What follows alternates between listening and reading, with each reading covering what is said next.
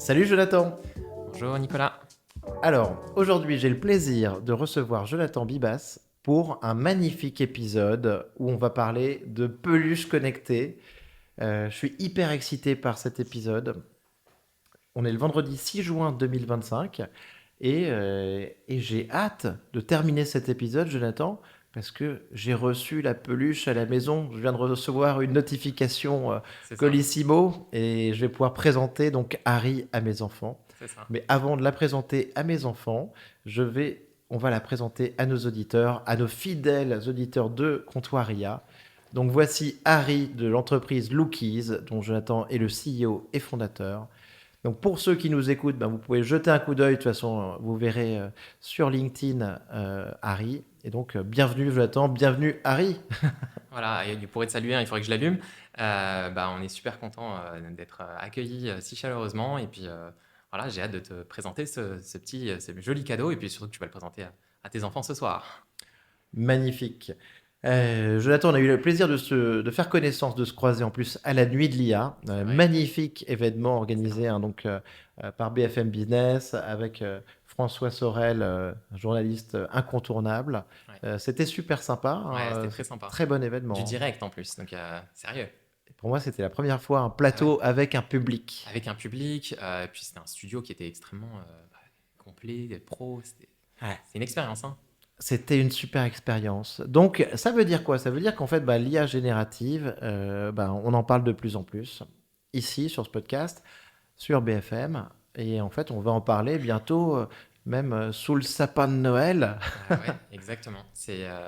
Ça arrive dans les familles, c'est déjà un peu partout dans le travail. J'ai l'impression que c'est là où l'adoption est la plus claire. Dans le quotidien aussi, hein, on pose, même pour moi en tout cas, je crois que ça va devenir une vraie tendance. On pose plus de questions à ChatGPT qu'à Google maintenant. Donc l'IA générative devient un must dans tous les domaines. Et maintenant, avec nos enfants. Et justement, c'est ce que je viens présenter aujourd'hui avec ces nouveaux jouets. On est trop contents. Jonathan, moi, tu vois, c'est vraiment un épisode que j'adore. En plus, quand il y a un objet physique comme ça C'est ça. rajoute une dimension. Je suis d'accord, c'est vrai. Voilà. Moi, j'ai travaillé dans l'IA depuis 10 ans et on faisait que du software. Donc, le fait d'avoir maintenant un vrai produit dans les mains que je fabrique, il y a beaucoup de défis. Il ne faut pas croire que c'est que tu dois réussir sur les deux aspects, aussi bien l'objet physique que software. Alors, Jonathan, rapidement, nos petites questions classiques avant de passer à ce cher Harry. Euh, les 2 années qui viennent de s'écouler dans l'IA générative, pour toi, là, t'as vu ça comment? C'était la folie? Oui, ouais, c'était la folie. Toi, tu travaillais dans l'IA depuis un Alors, moment. c'est pas l'IA parce que le terme IA, après, tout Mhm. ça, c'est des termes. Mais le machine learning, ça avait d'autres noms. Après, ça avait devenu le deep learning. Mais avant, c'était encore le big data au début. Donc, il y a eu plein de noms, en fait, de ce même principe qui est de dire, on a plein de données, qu'est-ce qu'on va en faire? Euh, et puis là, avec l'avènement de l'IA, on en parle comme si c'était quelque chose d'une ère messianique. Ouais. Mais ça ressemble à quelque chose vraiment du jamais vu. À beaucoup d'égards, même au niveau de l'histoire de l'humanité, on n'a jamais eu une évolution aussi exponentielle et rapide technologique. Donc je pense qu'il y a quelque chose qui relève du jamais vu. Moi, alors que je suis assez jeune, j'ai 32 ans, euh, j'ai rarement eu ce sentiment de me dire il faut que je me dépêche, il y a quelque chose d'extraordinaire qui est sorti aujourd'hui ou hier. Donc je suis constamment en train de regarder des nouvelles news qui sont sorties. Donc je suis tout un tas de channels, Bien de sûr. chaînes YouTube et autres. Ouais, Et, c'est c'est impressionnant. vrai. On parle presque d'IA fatigue hein, de temps en temps, C'est vrai. suivre ces news. Moi, ça m'arrive de le ressentir. Je le ressens un jour sur deux et le jour d'après, ben, j'ai une excitation Exactement. incroyable et je découvre en fait pas que l'IA est aujourd'hui capable de faire des présentations avec Genspark par exemple, Ouais. un super agent IA général, Genspark qui me fait des présentations. À l'époque où j'essayais de lever des fonds pour ma startup, je passais une semaine avec mon coach pour faire un deck qui était même pas aussi bien. Ouais. Et là, franchement, ça me fait 90% du boulot, c'est hyper propre sur le fond et sur la forme. Et c'est bluffant. Ouais, non, c'est incroyable. Et ça peut faire peur. Alors, pour les personnes qui, comme moi, sont au contact de justement cette deuxième vitesse, parce que l'IA, c'est à deux vitesses, hein. Il y a la vitesse de recherche, point de la technologie, puis il y a la vitesse adoption du commun des mortels, hein, du monsieur tout le monde. Et c'est vrai que quand on est à la pointe de la tech et qu'on voit les choses qui sortent tous les jours, toutes les semaines, ça va tellement vite qu'on se sent presque menacé. Il y a beaucoup de dégâts hein, dans nos métiers. Et voilà, on en reparlera, je pense, hein. Bien sûr. Jonathan, toi, t'es ingénieur à la C'est base? ça. Moi, je suis ingénieur. Je te fais rapidement si tu veux mon parcours, hein. Voilà, j'ai fait une licence d'informatique au King's College de Londres, donc après mon bac à Paris. Et j'ai poursuivi mes études dans l'Université de Californie, où j'ai justement appris sur le campus de Santa Cruz tout un tas de choses sur l'algorithmie, l'optimisation Sympa. algorithmique, la robotique aussi. Et enfin, j'ai fait un master spécialisé cette fois à Paris à l'École des Mines. C'était la première année où ils ouvraient le master Big Data, qui était à l'époque euh, vraiment orienté machine learning, qui était voilà, la toute nouvelle tech à l'époque, il Ça y a veut 10 dire ans de quoi? ça. Ça veut dire du 2012, un truc comme ça? C'est ça, Ok. exactement. Exactement. C'était Ah, tu 2012-2013. vois, mais je me souviens de ce C'est moment où l'année. tout le monde en parlait, Voilà, on avait gagné évidemment. le concours mondial de l'innovation. Donc, c'est vraiment François Hollande avait mis en avant l'IA avec plein de grandes thématiques à l'époque qui étaient portées Mais tu vois, moi, Big Data, tout le monde en parlait, mais moi, je vais te dire, je ne l'avais pas si bien vécu que ça, Ouais, en ouais. fait. Alors, je suis intéressé par ce que ça veut dire, par cette analyse de données. Et aujourd'hui, tout ce qu'on fait avec l'IA générative, ben, ça vient de la puissance de calcul et des données, en fait, Ouais. hein, et c'est du traitement de données aussi. Mais c'était pas accessible à tout le monde. Mm. Et ça, c'est ce que je reproche un petit peu à ça. C'était quand même une discipline, ce big data, qui était réservé à une élite, ingénieur. Il y avait un langage. Tout le monde ne pouvait pas se mettre à faire du big data, contrairement à l'IA Absolument. générative aujourd'hui. Absolument. Alors, l'usage des outils du machine learning, on les utilisait déjà à l'époque, en fait. On ne s'en rend pas compte, c'était dans notre quotidien partout, la reconnaissance de visage, la biométrique, il y avait plein de choses où l'IA était en fait déjà omniprésente. C'était juste que, on va dire, euh, c'était compliqué à expliquer. Et puis, l'IA générative a quelque chose de magique qui fait qu'on a l'impression de faire autre chose. Il y a comme une nouvelle technologie qui naît, et donc forcément, il y a un avant et un après, alors qu'en fait, c'est les mêmes outils. Le deep learning existe depuis longtemps, en fait. Bien sûr. Mm. Ah, bien sûr. Yann Lequin le rappelle régulièrement, hein. En effet, c'est pas ChatGPT, c'est pas OpenAI qui a inventé le deep learning. Exactement. La technologie était là. Par contre, ils l'ont démocratisé et C'est ça. rendu accessible à tout le monde. Et ça, c'est quand même fantastique. Jonathan, notre deuxième petite question. Ouais. L'outil IA générative que toi, tu utilises le plus, et est-ce que tu as un petit secret, une petite technique à nous révéler? Alors, au quotidien, je vais vous décevoir, je vais dire ChatGPT. C'est facile. ChatGPT Version pro. plus Ouais, ouais. pro. Non, non, non, alors non, non, non, pas pro, excuse-moi. C'est bien plus, pas la version pro. Je l'ai essayé une seule fois juste pour Sora à l'époque. Je Bien me suis sûr. fait avoir. Mais non, non, non, la plus. Et puis, j'utilise énormément, mais vraiment beaucoup pour à peu près tout ce qui se passe dans ma journée, que ce soit une recette de cuisine. Je dois faire entre 30 et 40 requêtes par jour facilement. Donc, je dégaine vraiment. Je dois rarement ouvrir Google maintenant pour te dire, donc c'est vraiment, c'est bien mon. Tu me fais me dire qu'en fait, il faudrait que j'essaye moi aussi de comptabiliser le nombre de requêtes, le nombre de prompts que je peux faire par C'est ça. jour. Ça serait intéressant un peu de suivre, tu vois, sur 2 ans et demi, la progression. Ouais, Et peut-être de regarder versus Google aussi de l'autre côté. c'est ça. Mm. Ouais, ça vaudrait le coup de voir un peu la Ok, top. transition. Donc, tu vas à fond sur la cuisine et tout ça, Ouais, sur ton boulot, évidemment sur sur ta le boulot. boîte. Et tu as une petite technique, une petite astuce, une Ouais. petite. Alors, j'ai pas une astuce voilà, extraordinaire, mais je pense qu'il y a une chose que les gens devraient faire, et peu de gens le font. Les gens qui ont ChatGPT, je le précise, hein, c'est pas disponible partout, on peut définir en fait des informations sur son profil. Et ça, Mhm. c'est quand même assez cool. On peut dire qui on est, ce qu'on fait, et définir en quelques lignes clés qui on est, etc. Parce que ça aide énormément dans le quotidien. Parce que souvent, je dis, bah, tiens, euh, je sais pas moi, qu'est-ce que tu me recommandes de faire sur mon projet? Il sait déjà quel est mon projet, mon site internet, le nom, etc. Donc il va customiser directement ses réponses sur ma personne et aussi dans les projets. Alors ça, c'est un truc aussi, définir des projets et faire des prompts spécialisés sur les projets.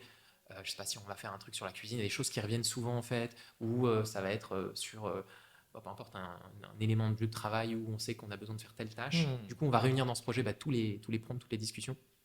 On va mettre les éléments clés à retenir. Donc, ça fait gagner beaucoup de temps. Super intéressant, Jonathan. J'ai dit souvent dans ce podcast que, bah, au début, selon moi, quasiment jusqu'à aujourd'hui, bah, ChatGPT était un peu un génie amnésique. Mais c'est vrai que bah, il y a les instructions personnalisées dont tu parles, qui nous permettent de dire qui on est et de dire de quelle manière, sous quel format on attend l'information. Et ça, on peut gagner évidemment beaucoup de temps.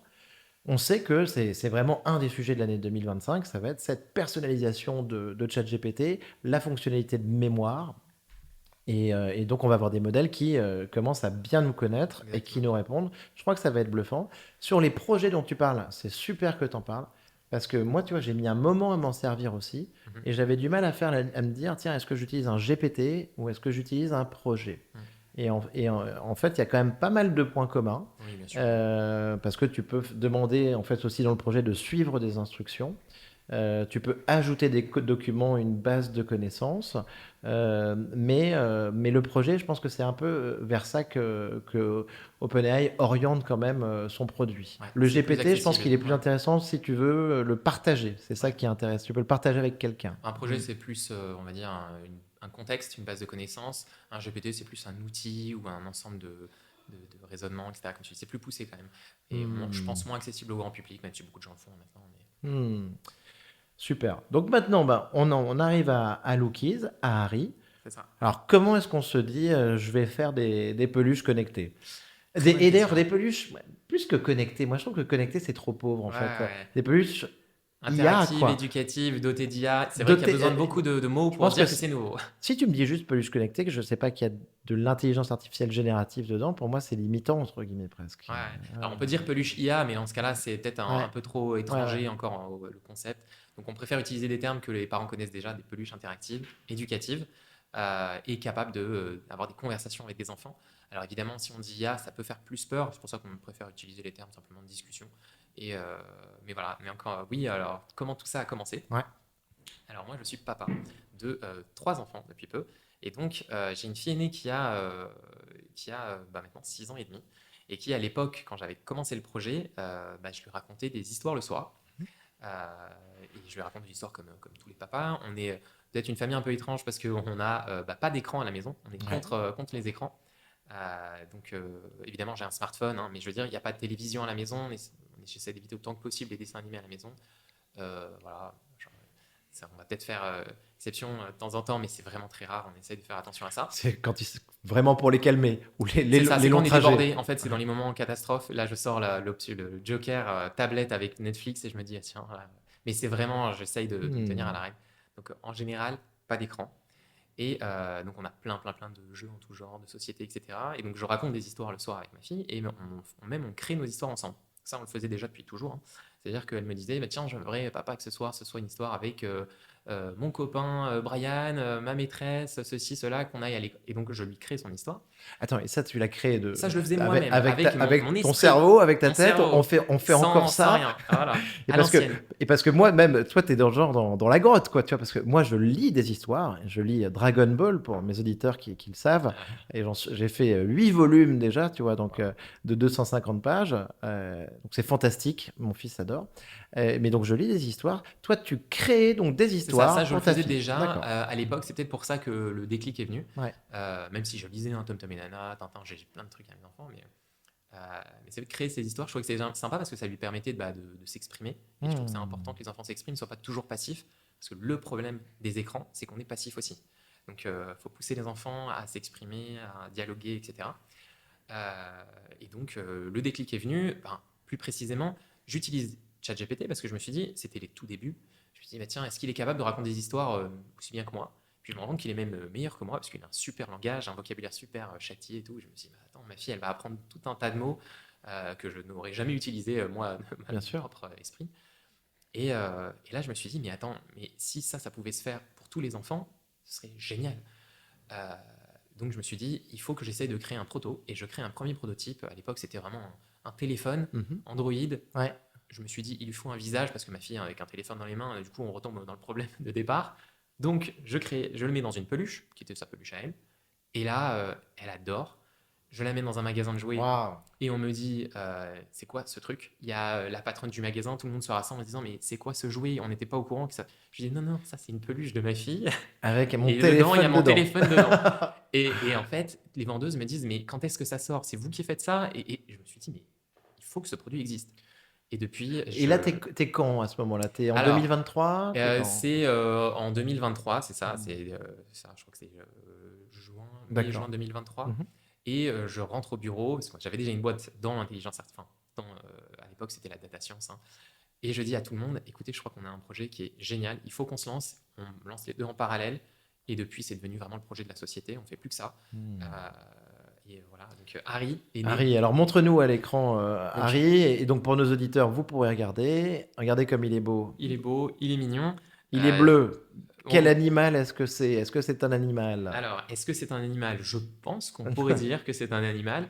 À vrai dire, on essayait de faire quelque chose qui soit assez mignon, Mhm. assez simple. On voulait pas qu'il y ait de bras, de jambes, parce que on voulait que ça soit quelque chose qui soit plus un coussin conversationnel, quelque chose de très, très simple et qui s'intègre un peu partout, qui soit voilà, joli et simple. On voulait pas mettre de bouche. C'est pas si tu as vu, c'est comme Hello Kitty. Hello Kitty n'a pas de bouche. Pourquoi? C'est parce qu'en fait, elle exprime toutes les émotions à la fois. Le fait de ne pas avoir de bouche, c'est un truc visuel qui fait qu'on peut dire des choses tristes et des choses joyeuses. Et en fait, on garde le contact visuel. Intéressant, Et en fait, voilà, intéressant. c'était un des secrets de Hello Kitty à l'époque.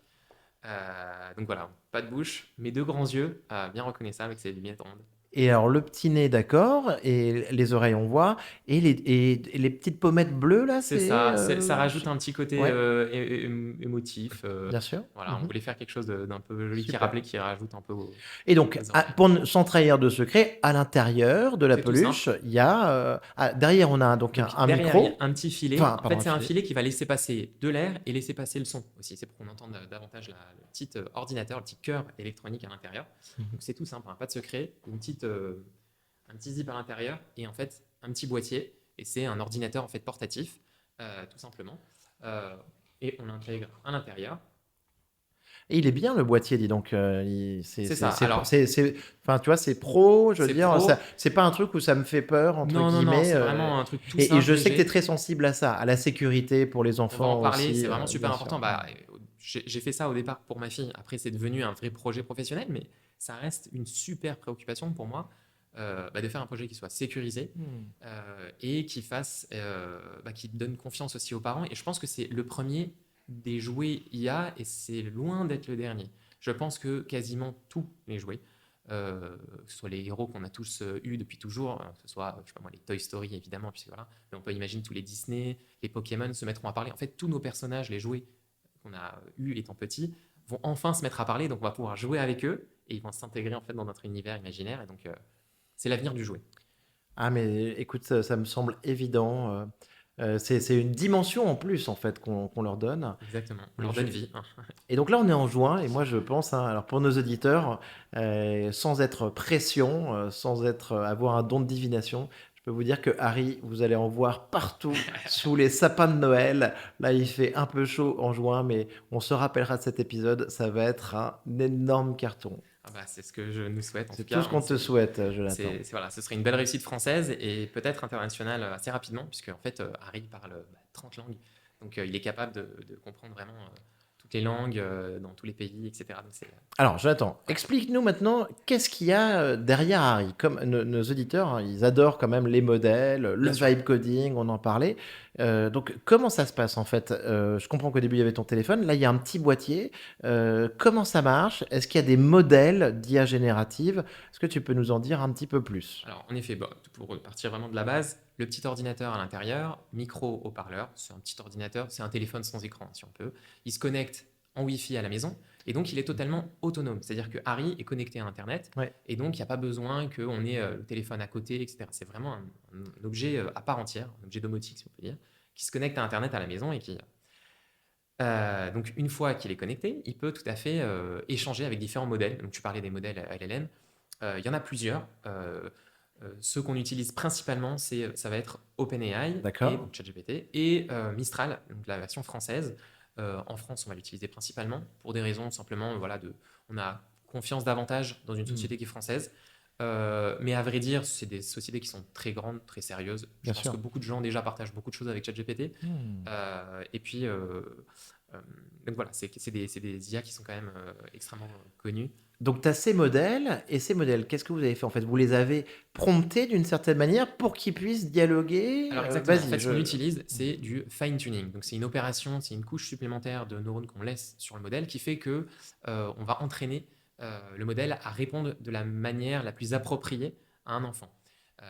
Alors évidemment, hein, les modèles sont déjà très robustes en l'état, de manière neutre, mais le fait de les fine-tuner, ça rajoute encore une personnalité, ça peut rajouter plein de choses en fait qui vont donner les réponses exactement comme on les imaginait. Et puis en plus, on a fait même un peu plus que ça, puisqu'on a rajouté la sécurité supplémentaire, en plus du fine-tuning, qui était un bel élément de sécurité.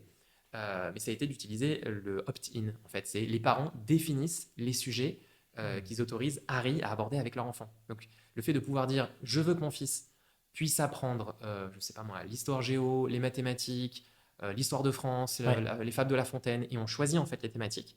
Et bien en fait, on va délimiter un périmètre de discussion.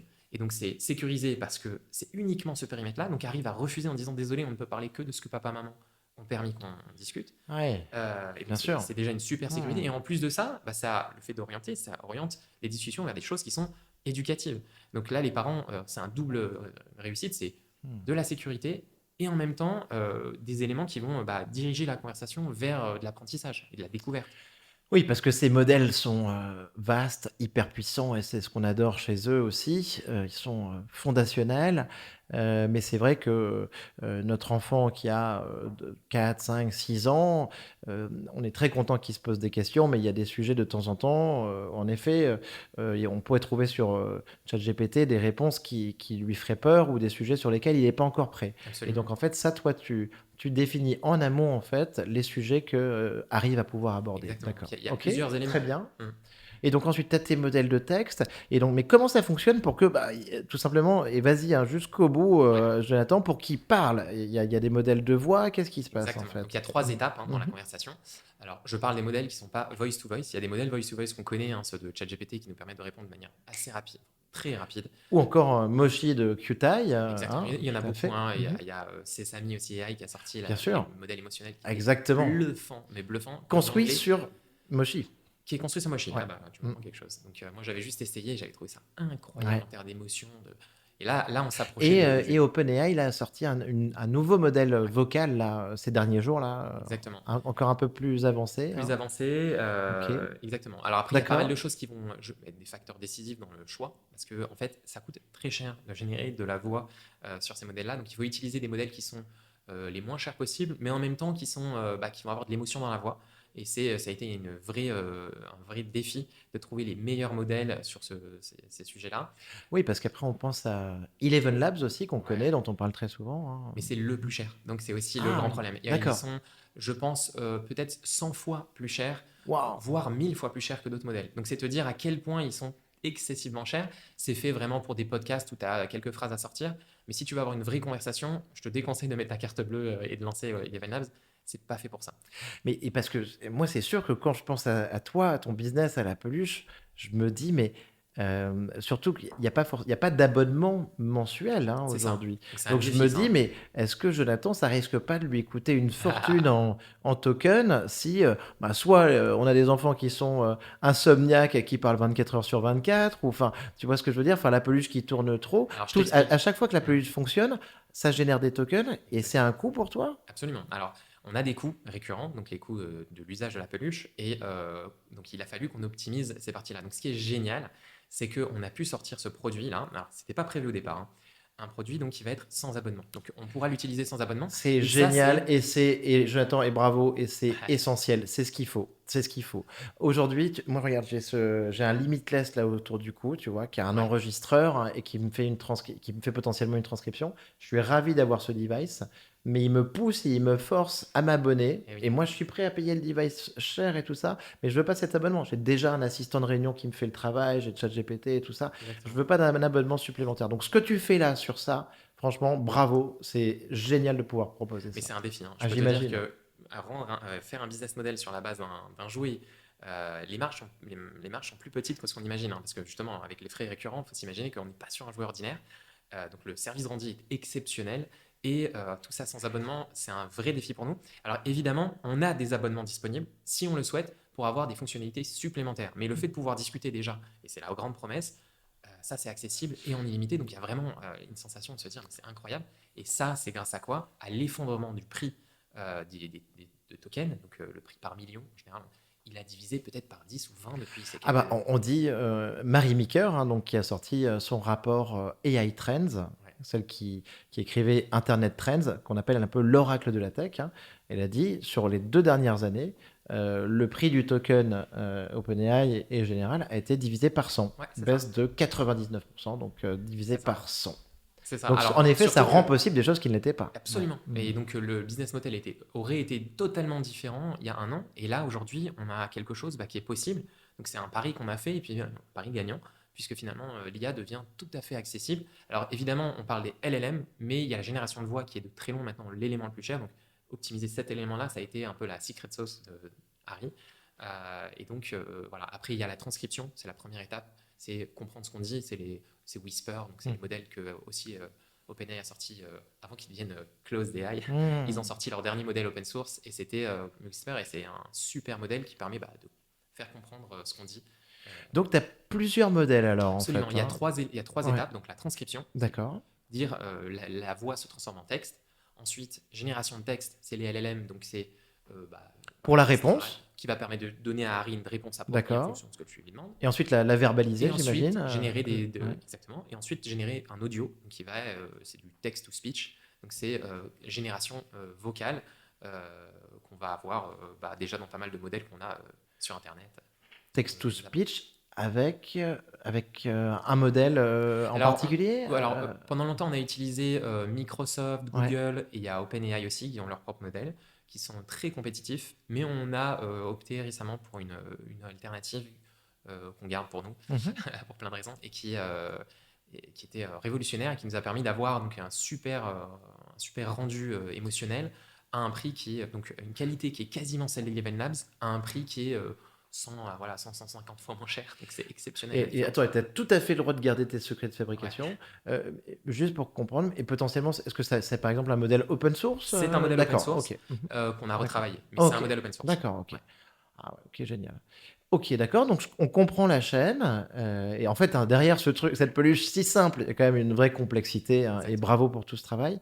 Et alors ensuite, après, la voix. La voix, c'est la voix de qui? Alors, excellente question. Est-ce qu'elle est générée? Est-ce que c'est Alors, celle d'un on a acteur? utilisé une voix qu'on a générée dans... Harry est-il un homme, une femme et tout ça? Excuse-moi, C'est je une l'attends. bonne question. Alors, Harry, au départ, il n'y avait pas de genre particulier. On voulait que ce soit plus un garçon qu'une fille, mais on voulait que ce soit pour filles et garçons, parce qu'on avait un seul produit. Depuis peu, on part aussi avec Amy, donc la petite sœur de Harry. Donc, la version de Amy, ça va être Harry en rose, donc très girly. Ça va faire que Harry va avoir sa petite sœur, enfin, donc la famille des Lookies va s'agrandir. Et donc, elle aura sa voix, sa personnalité, etc. Mais en effet, Harry, c'est garçon-fille, c'est un peu le compagnon, voilà, sans genre particulier. Euh, et donc la voix, c'est vrai qu'elle fait un peu féminine, elle fait D'accord. enfantine et féminine. Du coup, la voix de Amy sera juste un peu plus féminine encore, mais on cherchait à faire quelque chose qui soit vraiment enfantin. Hmm. Ouais. Et donc c'est un acteur, c'est Alors tout au généré? départ, ça a été généré par... donc on a utilisé Eleven Labs qui D'accord. génère maintenant des voix sur la base de prompts. Donc on peut lui dire créer des voix de telle et telle manière et il va générer un acteur. Et après celui-là, on l'a recloné, etc. Donc ça a été modifié par la suite. D'accord. Donc c'est même pas la voix Eleven Labs d'origine, on a retravaillé cette voix un peu encore. Mais Et c'est une là, voix en fait, synthétique. c'est une voix de synthèse, une voix synthétique, Synthétique. et il a qu'une voix pour l'instant, on va dire en fait. Pour l'instant, il a une D'accord. voix. Donc alors, Par en contre, il peut fonction- chanter, par Alors c'est exemple. ça. Ce qui est assez drôle, c'est maintenant il y a ça, on va pas... C'est aussi un des éléments que je trouve les plus incroyables en IA générative, c'est la musique. On n'en parle pas beaucoup. Les deux grands modèles, Suno et Udio, qui sont exceptionnels. C'est des modèles closed source, hein, évidemment. Il y a de l'open source qui commence à naître, mais c'est bien en retard.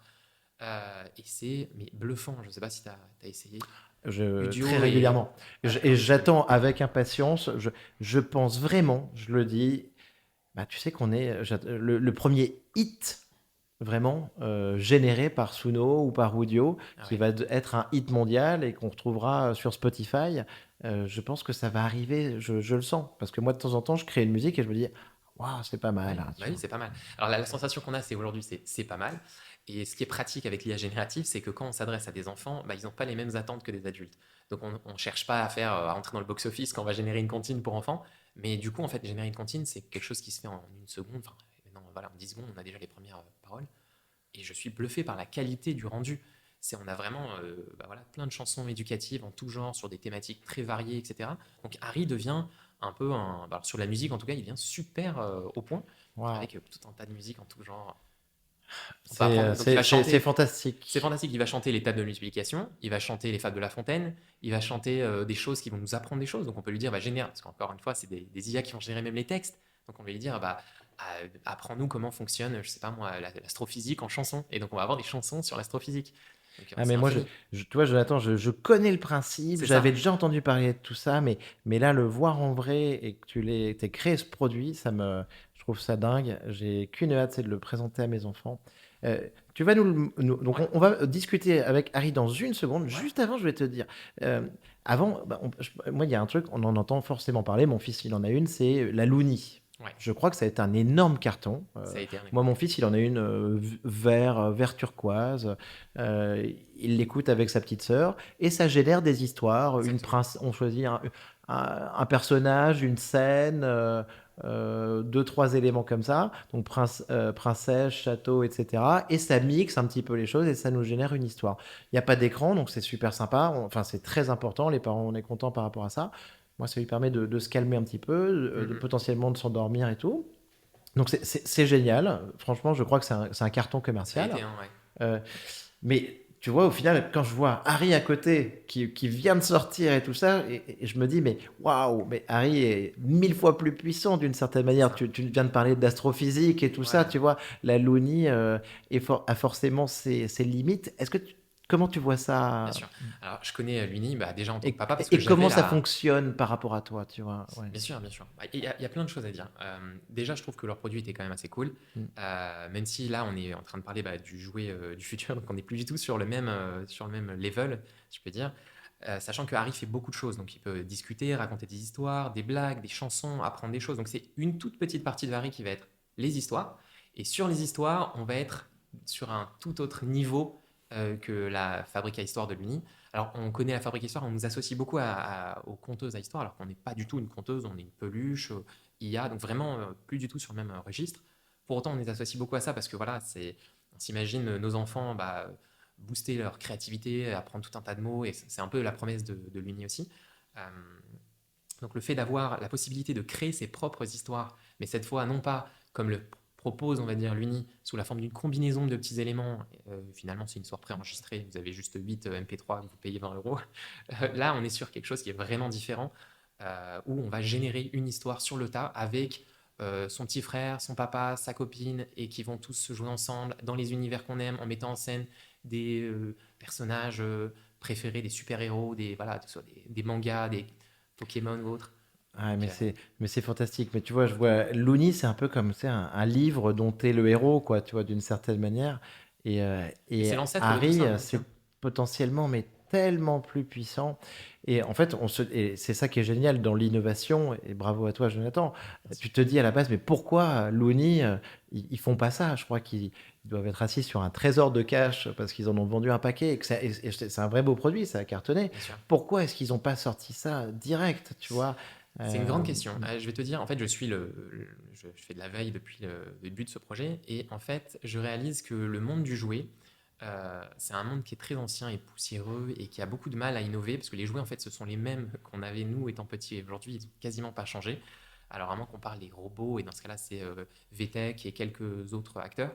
Je les connais, je sais où ils en sont, etc. Et c'est dans leur pipe, ils sont en train de travailler là-dessus. Mais ils n'ont évidemment pas l'agilité des startups. Et je pense que là, en l'occurrence, on allait vraiment très vite. Il y a beaucoup de gens qui nous ont dit, alors oui, on travaille dessus, mais on n'est pas encore là où vous en êtes. Euh, et je pense que après, voilà, ce que j'espère en tout cas, c'est qu'un succès en entraîne un autre, et que Harry va entraîner d'autres personnages. Et on a beaucoup d'autres choses encore qui sont sur le point de sortir pour te dire. Harry, c'est simplement la première peluche, mais il y a d'autres objets qui vont sortir. Ah, oh là là, dis Oui, oui, donc, je te lâche un morceau waouh! là. En avant-première parce qu'on n'a pas, on n'a aucunement communiqué là-dessus, mais il y a des produits qui sont déjà en Merci véhicule. Jonathan. Franchement, tu sais, j'apprécie vraiment quand j'ai des Des exclusivités exclus. pour nos Ah, c'est certain. auditeurs passionnés de comptoir IA. Ça fait plaisir. Ah, et donc, en plus, c'est un vrai sujet intéressant parce que on sait que Sam Altman et OpenAI viennent d'acheter quand même la boîte de Johnny Ive pour 6,5 milliards de dollars, le acquire le plus cher de l'histoire, pour peut-être créer des objets connectés. Donc, on a hâte de voir ce que tu vas nous sortir. Après, il y a un autre objet aussi qui existait, c'est Grimes, l'ex d'Elon Musk, qui avait créé une peluche, on en a parlé un tout petit Absolument. peu. Curio, c'est C'est ça, ça? Curio Beta, ça s'appelait dans Mhm. leur site. J'avais essayé de l'acheter, mais je pouvais pas, j'y arrivais pas de C'est ça, c'est force. ça. Ils sont restés au stade de bêta. Est-ce que derrière ça va évoluer, s'ils vont pas sortir un vrai produit? Je pense que oui. Euh, Là, en tout cas, ce qu'ils avaient présenté, c'était vraiment des prototypes, donc ils n'étaient pas du tout sur un produit qui était final. C'était bluffant parce qu'ils utilisaient tous les modèles les plus chers, Eleven Labs, etc. Ah Et oui. c'était extrêmement déficitaire comme projet. Mais le but, c'était simplement de voir comment les gens réagissaient. Euh, et je pense que voilà, ils ont découvert une chose qui était très importante, qui était on lance pas un produit de cette manière. Je pense qu'ils se sont vraiment trompés dans la manière de se lancer. Grimes, je l'aime beaucoup, hein, Moi mais je pense aussi. qu'elle fait pas vraiment la maman traditionnelle. Tatouée de la tête aux pieds, c'est difficile. Poser nu sur les réseaux sociaux, c'est pas vraiment la maman. Ah bah tu l'attendais pas sur ce C'est terrain. ça. Voilà. Donc si tu vois leur univers et ce que propose Curio, je crois qu'ils ont proposé un peu un truc avec des aliens qui viennent de un monde extraterrestre. Donc en fait, il y avait tout un, un univers qui accompagnait leurs jouets. Je pense que ça n'a pas pris. En tout cas, ça a déplu beaucoup pour cette raison. Donc je pense qu'il y a besoin d'expliquer aussi aux gens ce qu'est C'est vrai, l'IA. je suis d'accord avec toi. Je me souviens, moi je t'avais dit, j'avais regardé le site et tout, et c'est vrai que j'étais pas à l'aise avec, tu sais quoi? Ouais, Donc j'étais bloqué au niveau de la livraison et tout ça, et j'étais pas à l'aise même avec le personnage, en effet, c'est ça. Mais c'est très pour chouette en tout mes cas leur enfants. idée. Et puis surtout Mais le. alors que je suis fan de Grimes, parce que elle fait quand même Non, non, plein de elle choses est extraordinaires. extraordinaire. Et on parlait de Suno Udio, elle avait fait des choses assez incroyables aussi, Ouais. hein, où elle proposait un partage des royalties sur les musiques générées à partir de ce qu'elle faisait elle avec l'IA. Ça, c'était hyper innovant. Ensuite, cette peluche, enfin, donc elle est sur plein de projets. Elle n'est pas que l'ex d'Elon C'est Musk. ça, tout le monde l'aurait. Bah, elle a créé le nom de son produit, sa première peluche, elle s'appelait Grok, exactement comme Grok AI Bien sûr. de son ex-mari. Donc je ne sais pas si c'est sous la forme d'un petit clin d'œil ou quelque chose de plus violent. Mais bon, en tout cas, c'était le On sujet, quoi. reparlera d'Elon Musk dans un Ah, instant sans de toute doute. façon. Mais maintenant, sans plus attendre quand même, est-ce que tu peux nous faire venir Harry parmi nous, là, Absolument. notre troisième intervenant du podcast? Alors voilà, Harry s'allume. Salut, je suis Harry. Tu veux apprendre des nouvelles choses avec moi? Ou bien écouter une blague? On peut discuter ensemble aussi. Je t'écoute. Alors salut Harry, on aimerait discuter avec toi, c'est possible? Oh, j'adore échanger avec toi. J'ai appris quelque chose d'incroyable. Écoute ça. Réponse à les cheveux les plus longs de toutes les princesses Disney. Mhm. Il Ok. mesure 21 mètres. J'ai trouvé ça super intéressant, pas toi? Alors en effet, c'est super intéressant, mais là tu es en podcast avec Nicolas Guillon qui est là pour découvrir un peu ce dont tu es capable. Est-ce que tu peux le saluer de ma part? Mhm. Donc là tu vois, il réfléchit. Salut Nicolas Guillon. C'était super de te rencontrer. Jonathan vient parler de toi. Demande-lui J'espère surtout qu'on peut apprendre de plein de saluer choses les ensemble auditeurs de aujourd'hui. Comptoiria. Tu aimes Disney ou le Donc là, foot? tête en bas, et en fait je l'interromps et je lui dis, est-ce que tu peux saluer les auditeurs qui nous écoutent? Ah, Donc là encore une fois, une requête. Et derrière, bien sûr. Salut à tous les auditeurs. C'est génial que vous soyez là avec nous. J'espère que vous êtes prêts à vous amuser et à découvrir plein de choses sur Disney ou le foot avec Jonathan et moi. alors, la raison pour laquelle ils parlent exclusivement de Disney de foot, c'est parce que dans l'application, donc les parents ont une application qui leur permet de définir les sujets Ok. qu'ils autorisent. Donc là, en l'occurrence, j'avais mis Disney et foot. C'est pour ça qu'il a commencé avec une anecdote pour entamer la conversation. Et derrière, il nous a proposé de parler de ça. Et à chaque fois, il va toujours orienter le sujet autour des sujets qui sont autorisés par les parents. Donc je peux même. Raconte-moi une histoire avec Nicolas et moi, et on va sur le dos d'un dragon traverser les studios de Comptoiria.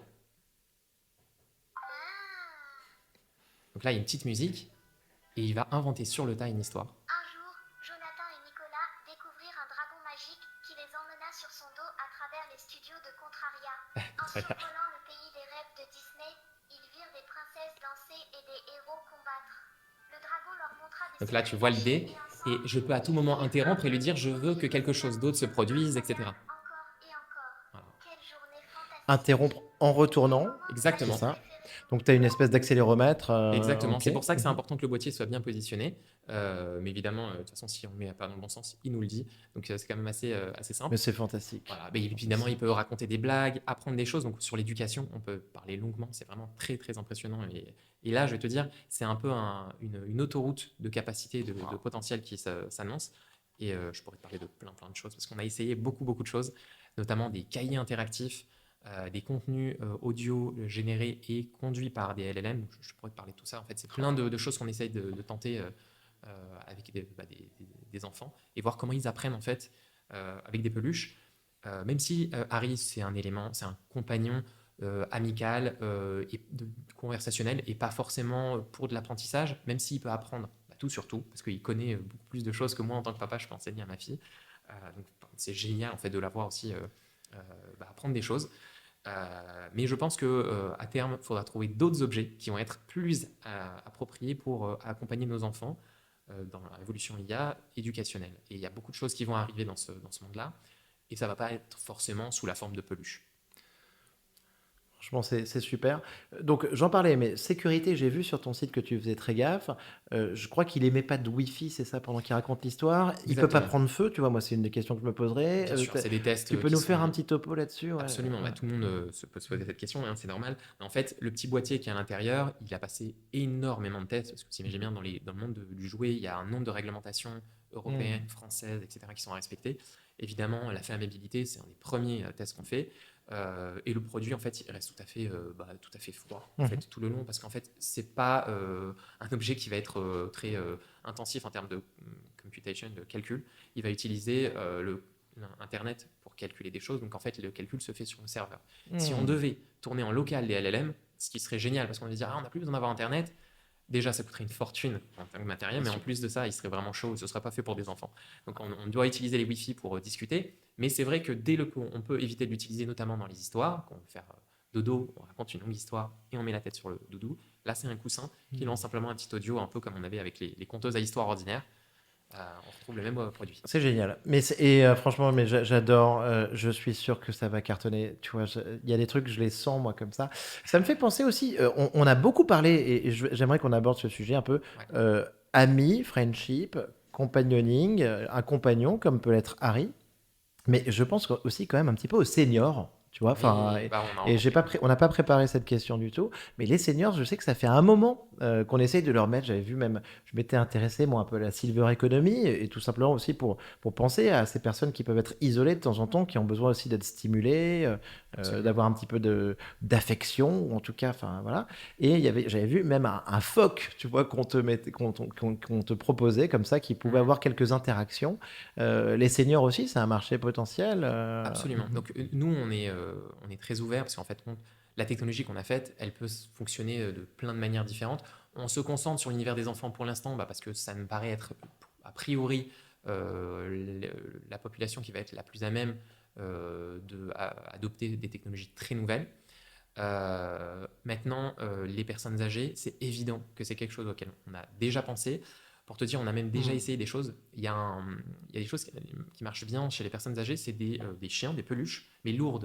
En fait, c'est des peluches qu'on ne retrouve pas chez les enfants, c'est vraiment des peluches assez lourdes. Je lui mets des Ouais. billes un peu de plomb, je ne sais pas ce qu'ils mettent à l'intérieur, qui fait qu'on a une sensation vraiment de porter un animal. Mhm. Et en fait, il y a un rapport émotionnel qui se crée entre cet objet et qui est totalement inanimé hein, pour autant. Et pourtant, ça se vend très bien dans les maisons de retraite parce que sans doute, ce qu'on m'a dit en tout cas, c'est que ça les rappelle les personnes âgées la sensation d'avoir un bébé entre les mains. Donc il y a quelque chose comme ça qui relève de cet ordre-là. Et je me suis dit, bah, si on pouvait faire parler ces peluches-là dans l'univers, évidemment, des années 30, 40, 50, voilà, quelque chose qui est de leur univers, de leur enfance, avec peut-être des chansons de leur univers, etc. Donc quelque chose qui soit vraiment interactif et de leur univers, avec des exercices cognitifs, des choses qui vont leur permettre de travailler leur mémoire, etc. Mhm. Ça serait vraiment génial.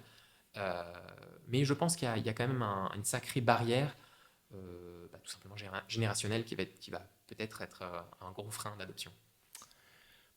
Magnifique, on attend de voir ça avec impatience. Pour rappel, je pense à ça quand même, mais Harry a un petit peu des ancêtres, hein, d'une certaine manière. Je t'en parlais, le Nabastag, donc de Raphaël Adjant que j'ai reçu ici, hein, qui était visionnaire. Et en fait, on pense aussi même avant au Tamagotchi. Ouais. Mais en fait, maintenant, c'est la première fois qu'on a un compagnon comme ça, un device en tout cas, qui devient vraiment intelligent. Est-ce que tu peux nous faire cette distinction un peu entre un compagnon et un ami? Est-ce que Harry est un ami, Alors, Jonathan? on le présente comme Mhm. un ami éducatif. D'accord. Cependant, Mhm. je pense qu'il ne faut pas faire l'erreur parce que la dépendance émotionnelle chez les enfants, c'est quelque chose qu'il faudrait quand même éviter. Donc nous, clairement, ce qu'on fait, et on travaille beaucoup là-dessus, dans les prompts et justement dans le fine-tuning, on va pousser beaucoup Harry à interagir et à sociabiliser avec autrui. Donc l'enfant, on va lui dire, si on sait qu'il a des frères, ou il dit qu'il voilà, papa, maman s'appelle comme ci, comme ça, on va lui dire, ah bah tiens, j'ai un défi à te lancer, est-ce que tu peux dire à ton papa ceci ou cela, lui apprendre que tu... Et on va pousser l'enfant à ne pas s'enfermer dans sa chambre avec toutes les technologies qui existent, que ce soit même des boîtes à histoire, Hmm. des petites compteuses à histoire, des Game Boy ou encore pire, des écrans avec des smartphones, etc. Ce qu'on va faire, c'est qu'on va lui dire, bah, invite ton copain que tu avais invité la semaine dernière. Évidemment, Harry a une mémoire, donc il y a Hmm. un vrai rapport Ah, qui se fait. Harry a une Harry mémoire. a une Et mémoire, donc, il a une sorte de fenêtre de contexte, une exactement. mémoire. Ah ouais. On lui dit rappelle-toi Waouh. des éléments importants. Donc dans l'application, on peut définir les éléments les plus importants, notamment le nom des amis. Donc ce qui fait que Harry va lui dire bah, tiens, ton ami Lucas, ton ami ceci. Donc il va lui dire, il va faire référence à l'univers de l'enfant. Il connaît les sujets que papa maman autorise. Donc en général, c'est les passions de l'enfant, hein, on va pas se mentir. Mhm. On va mettre Peppa Pig, Harry Potter et autres. Donc des sujets que Hmm. les enfants raffolent. Et enfin, on va avoir une mémoire qui fait que bah, les éléments importants vont être retenus localement, donc ça reste totalement sécurisé, c'est-à-dire que nous, on n'a accès à aucune donnée, et c'est ça le parti pris hein, de Lookies, c'est que la sécurité avant tout. Harry fait des demandes sur des serveurs, donc les fameux Ouais, OpenAI, Google, bien sûr. etc. Et aucune donnée ne traverse nos serveurs, ce qui fait que, en fait, acheter Harry, c'est l'équivalent d'avoir un assistant vocal à la maison, voire beaucoup plus sûr, parce qu'en fait, les assistants vocaux nous écoutent en permanence. Et certainement bien meilleur. Ah, exactement. Et Parce là, que même Alexa était censée s'upgrader avec Claude. Moi, je l'ai toujours pas vu. ça l'est toujours pas. Mhm. Je pense que ça va pas tarder, hein. Cependant, ça sera jamais fait pour les enfants. Ça sera un truc, bah, essayez, hein, mettez ChatGPT vocal avec un enfant, il va s'amuser quelques minutes, mais en fait, si on n'a pas défini un bon contexte qui va être pour les enfants, une voix d'enfant et voilà, et des sujets qui vont C'est être sûr. éducatifs, en fait, on a un truc qui est trop générique et qui va pas plaire à des enfants. C'est sûr, tu as raison. Même si, hein, tu sais, moi, de manière instinctive, enfin, je l'avais déjà entendu auprès d'amis à moi et je l'avais lu. Mais, tu vois, mes enfants, mon fils me disait, ah, mais Alexa est un membre de la famille. Alors que tu Carrément. vois, on le surutilise pas et tout ça. Ouais. Mais par contre, je suis complètement d'accord. Il manque quelque chose aussi, même avec ChatGPT. Parce que moi, tu vois, au tout début de ChatGPT, je voulais en faire, essayer des choses, raconter des histoires avec ChatGPT à mon fils. Et comme il n'y avait pas suffisamment de contexte et tout ça, justement, bah, l'histoire de ChatGPT à mon fils, de temps en temps, je l'imprimais, tu vois, pour pouvoir lui lire. Et ben, en vrai, ça le branchait pas. Ouais. Il accrochait Il pas. accrochait pas. D'accord. Mais parce que, tu vois, c'était trop brut, il manquait ce que vous Exactement. Et c'est rajoutez. vrai que les histoires générées par de l'IA, et peut-être il y a bien une chose que je pense qui va être euh, le jour où, voilà, le jour où on pourra se dire l'IA peut générer des vraies histoires passionnantes, et je veux dire même jusqu'à des romans, euh, je serais curieux de voir comment ce serait possible. Parce que là, je pense qu'on atteint en fait les limites de ce que la technologie peut offrir, parce que je pense que même d'un point de vue inhérent au modèle, ils sont entraînés sur des données, on lui fournit des données, Mhm. et donc les données sur lesquelles il est entraîné, bien qu'elles soient qualitatives, on va tendre vers la qualité des données en entrée. On dit garbage in, garbage out. Si on donne de la bonne qualité, on ne va pas avoir de aussi bonne qualité en sortie. On va avoir quelque chose de correct, mais ce ne sera jamais aussi bon que l'idéal de la qualité littéraire qu'on va donner en entrée. Donc on ne va pas pouvoir générer des prix Nobel de littérature avec de l'IA, ou en tout cas, ça c'est ma... Ça, t'y crois pas? J'y crois pas du tout. D'accord. Mhm. Je pense qu'en fait, il y a bien quelque chose qui est le propre de l'humain. Je suis quand même, je suis un fan de l'IA, fan de la technologie, mais je pense qu'il y a des choses qui sont quand même propres à ce que l'homme est capable de faire. L'IA va tendre vers cette perfection-là, mais il y a quelque chose qui va être encore de cette étincelle supplémentaire qu'a l'homme, qui fait qu'on peut générer notamment des choses dans les arts, tous les arts compris, que la machine ne pourra jamais. Hmm. Alors on pourra ce sera à s'y méprendre, je dis bien à s'y méprendre à tous les niveaux. Peut-être qu'on n'arrivera pas forcément à distinguer l'un de l'autre, mais je pense que dans les chefs-d'œuvre, et on parle de vraiment une toute petite catégorie d'expression artistique, là, on sera toujours en avance sur la technologie. Et pour l'instant, c'est ma croyance personnelle. Je ne peux pas du tout le prouver. Bien sûr, bien sûr. Écoute, c'est des grandes questions. Moi, C'est ça. je Là, on sais est dans de la pas, philo. mais tout à fait. Mais tu sais, c'est ensuite, est-ce que un sous-marin nage ou est-ce que tu vois un avion peut voler mieux qu'un oiseau? Tu vois, ChatGPT peut écrire Une calculette peut mieux plus calculer que moi, c'est facilement, plus certain. rapidement. C'est Est-ce que certain. ça en fait une œuvre? Est-ce que ça en fait quelque chose? Vraiment un objet d'intérêt? C'est ça. Encore une autre question. C'est un autre sujet, Ouais. l'expression artistique, mais en tout cas, voilà, pour les histoires. D'ailleurs, tu peux essayer Claude, qui est meilleur que ChatGPT sur la génération d'histoires avec des enfants. Hmm. J'ai déjà essayé. Bien meilleur. Écoute, j'utilise énormément Claude, mais tu vois, je ne l'avais pas essayé Ouais. là-dessus, donc je vais le faire. Jonathan, parlons maintenant un petit peu éducation Ouais. et IA. Donc toi, d'une certaine manière, tu es au tout début, là, tu vois, de cette découverte de l'IA par les enfants. Ray Kurzweil, qui est donc un inventeur de génie, un visionnaire sur toutes les lois sur les semi-conducteurs, sur l'IA, qui avait un peu prédit ChatGPT, la super intelligence. Et je viens de voir une phrase de lui dans un podcast. Il nous disait, l'IA devient de plus en plus commune dans nos vies, prend de plus en plus de place, on en parle de plus en plus, c'est ce qu'on se disait. Il disait, ne pas enseigner l'IA dans les collèges voudrait dire en fait ne pas préparer, ça voudrait dire préparer nos enfants pour un monde qui n'existe pas. C'est totalement vrai. Ne pas enseigner Mhm. l'IA au collège, ça serait préparer nos enfants pour un monde qui n'existe pas. Je répète, hein, parce que Ouais. c'est fou, c'est se dire, euh, une éducation traditionnelle, en fait, malheureusement, tu sors de cette éducation traditionnelle dans 3, 4, 5 ans, tu débarques, et en fait, waouh, tu es dans un monde que tu C'est déjà découvres un nouveau périmé. monde. Ouais, Ouais. non, mais je suis d'accord. En Mm. fait, ça va tellement vite, et même dans le monde du travail, hein, les gens ont beaucoup de mal à adopter ces nouvelles technologies, à avoir les bons réflexes et savoir utiliser. Alors au départ, c'était le prompt engineering qui était la barrière, maintenant ça ne l'est plus vraiment. Mais c'est bon, avoir les réflexes de savoir en fait, que tu peux utiliser de l'IA un peu partout et à toutes les sauces. Et donc savoir bien utiliser tout ça, c'est une vraie compétence et que beaucoup de gens dans le monde professionnel ont du mal à obtenir. Alors je pense que les nouvelles générations se doivent d'être formées là-dessus. Alors au collège, peut-être, au lycée sans doute, à l'université sans aucune hésitation. Mais de les manières, les enfants le font. Alors ils le font, mais pas de la bonne manière, Hmm. parce qu'en fait, ils l'utilisent, et ça c'est le fléau dans les écoles, les professeurs peuvent le dire beaucoup mieux que moi, ils utilisent ChatGPT pour faire leurs devoirs. Alors qu'en fait, faut savoir utiliser ChatGPT, tout comme savoir utiliser Google, etc. Je crois que c'était Groland qui avait récemment fait une vidéo qui était à mourir de rire, où on voyait les candidats du Ouais. bac passer à l'oral en disant il ne parlait plus, il mettait le chat GPT en vocal et il laissait l'examinateur parler à ChatGPT et il mettait 20 sur 20. Les notes du bac ont. Voilà. Donc c'est juste pour te dire, je pense que l'IA pour les enfants, parle bien dans l'éducatif, c'est savoir l'utiliser, mais il ne faut pas non plus que ça remplace le travail, pédagogique. Il faut que les enfants apprennent à s'exprimer Hmm. et sachent écrire des rédactions, etc. Donc ça se fait par un travail manuel sans IA. Mais Mais tu participes à une familiarisation avec l'IA, savoir un petit peu s'adresser à l'IA. On parle beaucoup aussi du développement un peu du questionnement avec l'IA générative qui va prendre de plus en plus de place certainement dans la société, parce qu'on aura une IA qui sera capable de nous fournir un petit peu toutes les réponses à nos problèmes. Donc savoir poser la bonne question, voilà. ça je pense qu'on peut le faire avec Harry. Mhm. Et tu penses qu'il y a beaucoup de choses à gagner dans un nouvel apprentissage avec l'IA, peut-être un apprentissage personnalisé, justement, qui n'était pas Absolument. possible jusqu'avant parce que c'était un prof pour 30 élèves. Tu penses que dans les années qui viennent, on est au niveau expérimental, mais qu'on va avoir une sorte de révolution par rapport à ça? Alors, absolument. Je pense qu'il y a deux choses qu'il faut dire. Déjà, il y a savoir utiliser l'IA, et je veux dire les outils d'IA génériques, donc ChatGPT et autres. Ça, c'est une compétence qu'il faut absolument avoir. Maintenant, si on parle de l'IA et l'éducation, Mhm. c'est-à-dire ne pas être formé à savoir utiliser l'outil, mais utiliser l'IA pour être éduqué. Donc là, c'est un autre sujet. Et là, ça va être des outils comme Harry, c'est-à-dire qu'on va avoir, mais ça c'est un des premiers, il y en aura beaucoup d'autres qui vont nous apprendre tout un tas de choses et accompagner nos enfants.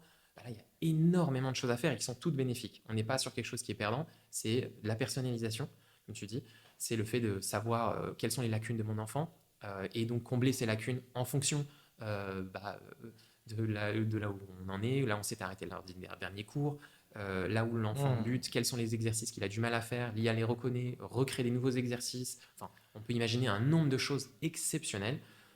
Euh, Et ce qu'il y a d'extraordinaire, notamment avec Harry, parce qu'on a un mode d'assistance pour faire les devoirs. Donc, quelque part, c'est Waouh. vraiment. Donc, en fait, Ah, dans les là, sujets. tu Là, je vas, touche tu vas le avoir cœur. des commandes, là. Alors, je t'explique très rapidement. Dans les sujets de conversation, tu peux définir un qui est tout simple, qui est aide aux devoirs. Et dans aide aux devoirs, en fait, Harry va tout simplement écouter l'exercice qu'on a devant nous. Mhm. Et en fait, il va assister l'enfant sans jamais lui donner la réponse. Donc, ça va être toujours de l'assistance sans donner la réponse. C'est un peu le petit truc qu'on a rajouté et qui fait que du coup, Waouh. on a alors je ne veux pas aller si loin, mais un professeur à domicile qui a une patience infinie et qui prend pas cher de l'heure. Donc, je ne veux pas te dire que c'est révolutionnaire, mais il y a quelque chose quand même qui relève de l'inattendu dans la réaction des enfants. Alors, il y a beaucoup de choses qu'il faut remarquer. Il y a des enfants qui ont besoin d'un rapport humain. Il ne faut pas non plus se dire que on va remplacer des peluches, des professeurs par des peluches ou par toute technologie, mais pour les enfants qui peuvent le faire, et je pense qu'en grandissant, j'imagine des collégiens ou des lycéens qui n'ont aucun problème avec cette barrière-là, eux n'auront que à gagner à utiliser ce genre d'outils. Pour les enfants en primaire, ça ne va pas être quelque chose qui va remplacer tout, mais qui peut être une aide dans beaucoup de domaines pour combler améliorer leur vocabulaire, leur culture générale. Il y a beaucoup d'enfants qui sont très curieux, qui vont être fous de joie de pouvoir poser 1 million de questions à Harry et d'être plus cultivés que papa-maman en quelques semaines. Donc il y a quelque chose de magique là-dedans.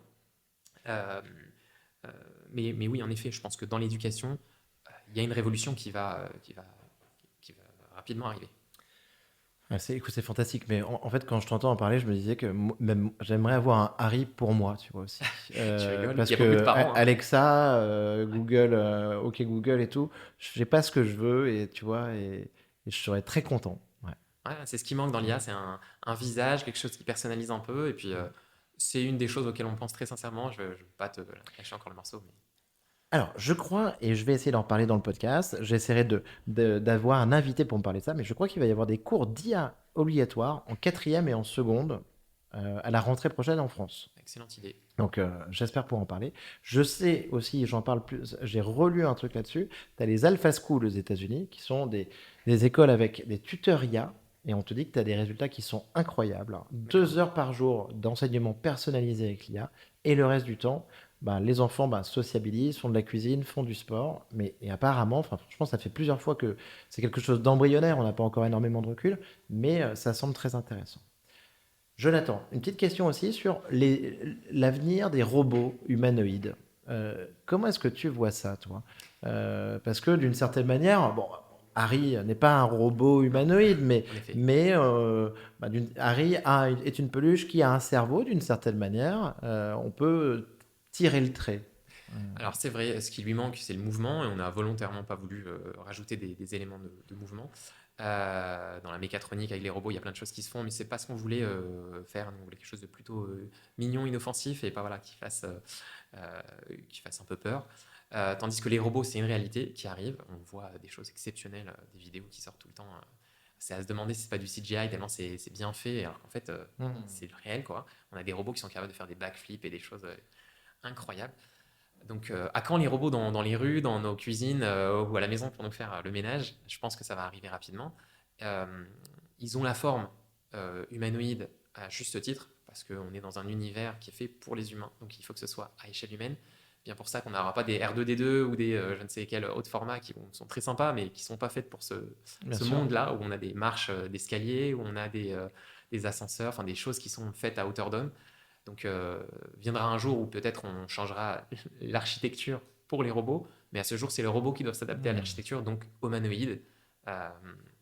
Mais je pense que ce que tu fais est intéressant parce que dans tous les cas, c'est un travail, une expérimentation sur les interactions, tu vois, Machine, homme-machine. bien sûr. Enfin, tu vois. Absolument.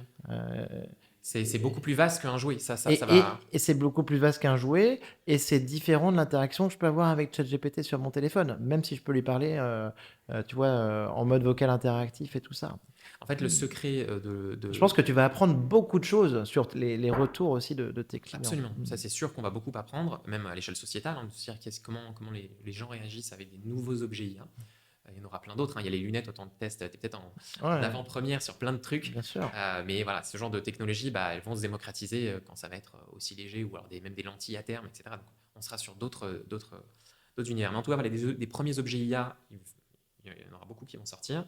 Et le secret, en tout cas, sur l'aspect éducatif, c'est de créer des contenus. Parce que, en fait, l'IA est exceptionnelle dans la génération IA donc, spontanée et sur le tas, en fait. Mais en fait, il faut beaucoup l'encadrer, la diriger. Et ce qu'on a fait, c'est qu'on a beaucoup travaillé sur des contenus. Alors, par exemple, sur des cours, si on prend un cours de maths, tout simplement, théorème de Pythagore, j'en sais rien. Si on dit à ChatGPT, enseigne-moi le théorème de Pythagore, il va pas forcément le dire de la bonne manière. Il va pas savoir reprendre l'enfant en fonction de ce qui a été dit, etc. Donc il y a vraiment besoin de créer des blocs de connaissances. C'est un peu, je ne sais pas si tu as entendu parler des RAG, et donc Bien sûr. sans doute, voilà. Donc en fait, c'est Superpose donc un contenu et on se sert de ChatGPT en tant que moteur conversationnel, mais il va chercher l'information. c'est enrichir les modèles d'un contexte. Il y a la MCP en ce moment, donc il y a vraiment la nouvelle vague qui Ah ouais, va on est faire fan, bouger. on est fan, on est fan. Et donc, alors, on va peut-être pas utiliser MCP parce que c'est pour des thinking models, des modèles qui vont être, qui vont demander un temps de réflexion, ce qui n'est pas fait pour du temps réel. Mais avoir des blocs de connaissances qu'on peut aller chercher, ça, c'est instantané. Et ça permet d'avoir on va dire, des conversations structurées, éducatives. Donc, c'est un peu avoir un professeur qui va, je prends un exemple, hein, on va décomposer la leçon en 20 petits blocs de connaissances et qui vont être évidemment incrémentaux, de plus en plus complets. Et donc, on va à chaque fois s'assurer que l'enfant a bien acquis cette compétence. Et on va monter en fait en niveau. Et c'est bien les LLM qui vont générer la voix. Donc, on aura quelque chose de sur mesure, avec le prénom de l'enfant, etc. Mais ça sera un contenu qui va être pré-travaillé par des professeurs. Et qui sera évidemment dans toutes les autres langues, etc. Donc, il y a un côté un peu ouais, exponentiel à ce projet. Extraordinaire. Petite question que j'aurais dû poser avant, mais sur la latence de Harry, t'as dû travailler pas mal là-dessus. On a beaucoup travaillé. C'est un Il gros répond sujet. rapidement, quoi, en fait. Hein, Alors, il sur ce répond qu'on a vu. suffisamment rapidement. En Mhm. fait, le secret, il répond en fait pas si rapidement que ça, en fait, si on prête attention. Mais il y a des trucs qui existent, et vous l'avez peut-être entendu, c'est qu'en fait, et c'est ce qu'il fait même dans les call centers IA, il y a beaucoup de choses de ce genre, c'est qu'ils mettent des bruits avec des phrases préenregistrées qui vont faire une sensation de « oui, j'ai entendu ce que tu viens de dire à l'instant ». Alors qu'en fait, à ce moment-là, il n'a rien compris de ce qu'on a dit.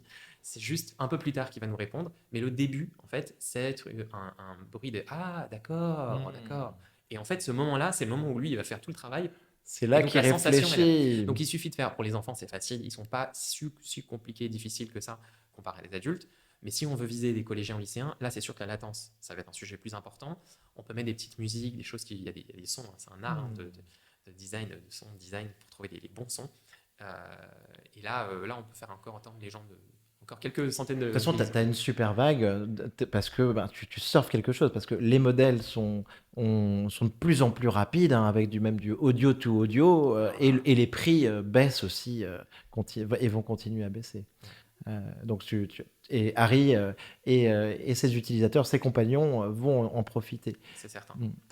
Jonathan, est-ce que tu as la Edge AI, ça te parle? Est-ce que tu as une timeline pour l'intelligence artificielle générale? Alors, j'aime pas jouer les prophètes, et je pense que là, on est dans ce registre-là parce que je pense que personne n'a vraiment la réponse.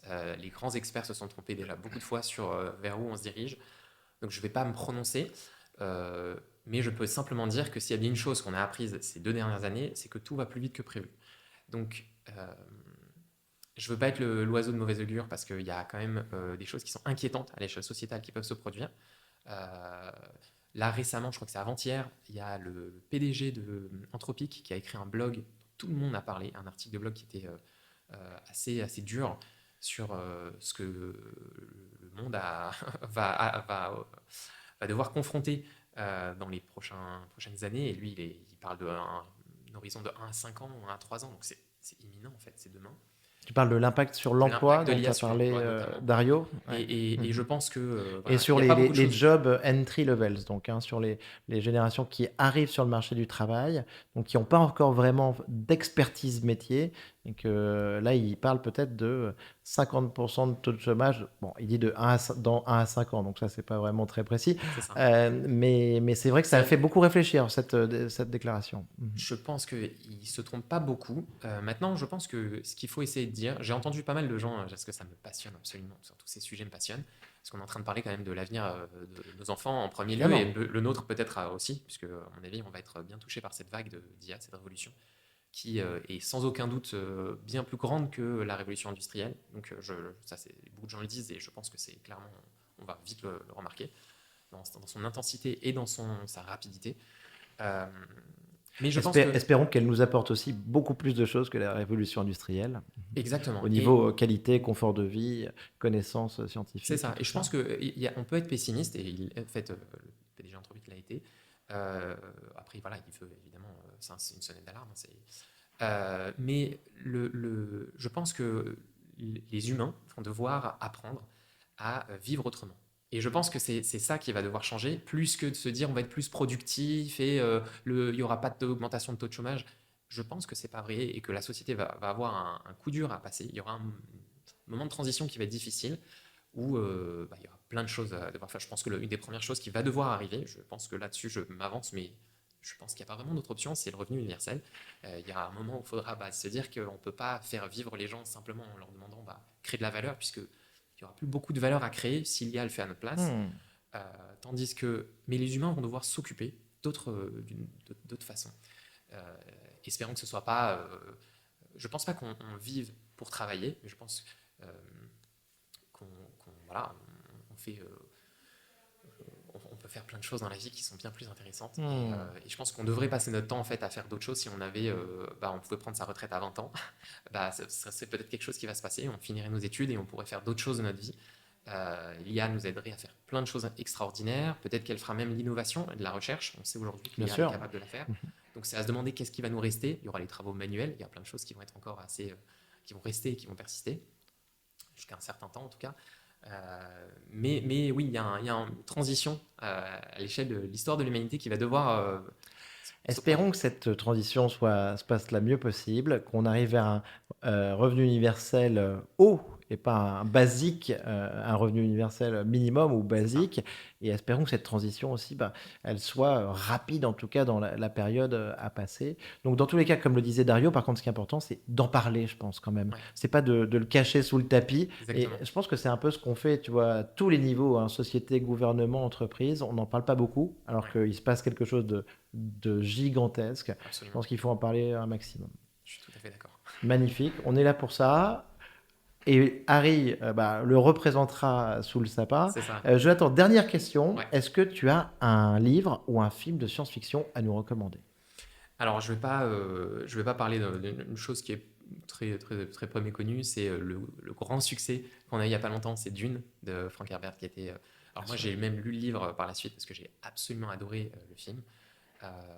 Et je trouve qu'il y a d'assez exceptionnel, c'est que contrairement à beaucoup de films d'anticipation, de science-fiction qui nous amènent vers des ères extrêmement digitalisées, robotisées, etc., quand bien même il y en a, hein, clairement, on est sur des horizons très lointains en termes de temps, donc forcément, il y a beaucoup de nouvelles choses dans cet univers-là. Mais il y avait quelque chose de très organique, et c'est ça que j'ai aimé en fait dans cette série, c'est que j'ai même appris que dans le film, les sons qui étaient générés dans le film étaient des sons qui étaient organiques et non pas des sons qui étaient synthétisés informatiquement. Et il y a quelque chose d'assez beau de se dire que malgré toute la technologie, il y a quelque chose, alors en l'occurrence ici c'est presque spirituel parce que ça va jusqu'à la prophétie, mais il y a quelque chose de magnifique dans l'humain, que l'organique, que tout digital, tout technologique pourra être notre avenir, ne pourra pas dépasser, c'est un peu ce que je disais tout à l'heure, ne pourra pas dépasser cet aspect organique. Je trouve que cette vision, certes c'est de la science-fiction, hein, mais cette vision lointaine de la vie, de l'avenir en tout cas, moi elle me plaît. C'est de me dire qu'il y a quand même toujours quelque chose d'humain qui persiste et qui prendra toujours le dessus sur les technologies, aussi belles soient-elles, comme les Harry. Bien sûr. La technologie est là pour nous servir. En tout cas, c'est nous qui l'avons créée. Voilà. Et je pense que c'est très important. À tous nos auditeurs, je vous encourage à faire comme moi. Donc moi, j'ai rencontré Jonathan. 1 heure plus tard, j'ai commandé Harry et je vais le recevoir chez moi tout à l'heure et je vais le présenter à mes enfants. Donc si vous avez des neveux et nièces, des enfants, des cadeaux à faire, pensez à Jonathan, pensez à Harry parce que moi je m'attends à un succès colossal du produit. Donc je pense qu'il va même avoir du mal à en avoir assez pour livrer toutes vos commandes. Absolument. Alors pour être tout à fait concret, c'est aujourd'hui en précommande. Sur notre site, sur Ulule, et on va être en fait en commande, donc on pourra livrer les gens à partir de août normalement, et ça va être dans les magasins Leclerc, donc vous pourrez le voir sur les étagères. Incroyable. Ouais, ils sont extraordinaires. On a rencontré Michel-Edouard Leclerc qui a testé notre produit et qui est absolument dingue du truc. Donc lui, c'est vraiment un super produit qui met en avant ça aussi sa chaîne, et donc je trouve super content. Et donc, voilà, on est ravis. Leclerc, c'est une super marque et une super vitrine. Merci beaucoup, Jonathan. Longue Merci à vie toi. à Lookies et à Harry. Merci C'était super. Merci beaucoup Merci et à à bientôt. toi. À très bientôt. Bravo, vous avez écouté cet épisode de Comptoiria jusqu'au bout. Pour me soutenir, merci de le partager à 2 amis ou de le relayer sur les réseaux sociaux et de le noter 5 étoiles avec un commentaire sur Spotify ou Apple Podcast. Pour finir, si vous voulez échanger sur l'IA générative et ses applications, contactez-moi directement sur LinkedIn ou venez simplement au meet-up mensuel Comptoiria. À bientôt!